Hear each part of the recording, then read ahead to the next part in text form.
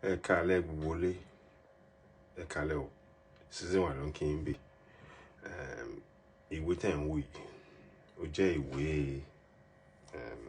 ìwé òfin ìlú Nàìjíríà. Ṣé rí pé a ti kọ síbẹ̀ pé a ti túmọ̀ ìwé òfin 1999 sí èdè Yorùbá. Àti ṣe season 1 ló ń kí yín. Àmọ́ kíní kan mo fẹ́ béèrè. Ní gbogbo àwọn ìlú tí wọ́n ti gbé ń ṣe àwọn èèyàn wa léṣe, ẹ jọ̀ọ́, àpẹẹrẹ Ìwere Ile ńsìn, ẹ jọ̀ọ́ bó ní owó tí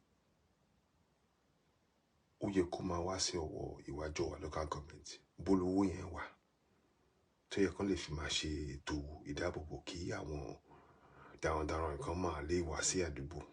Torí iṣẹ́ ìjọba agbègbè ara ṣẹ́ wọn nìyẹn.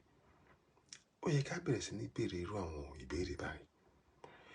Ẹ máa ṣe ìwádìí, ẹ máa retí, ẹ máa ṣe ìwádìí lórí owó tí Iwajowa local government tó yẹ kán gbà láti máa pèsè iná, omi, títì, ìdábòbò àti bẹ́ẹ̀ bẹ́ẹ̀ lọ. A máa ṣe ìwádìí lórí ètò Oduduwa TV rédíò. Láìpẹ́ yìí, ó ṣeé ṣe kó jẹ́ àárọ̀ la máa rí. Àmọ́ mo kàn jókòó, mo ro kíní ọ̀hún. Màá tún pè yín. Ẹ ṣeun. Ó dìgbà kan náà.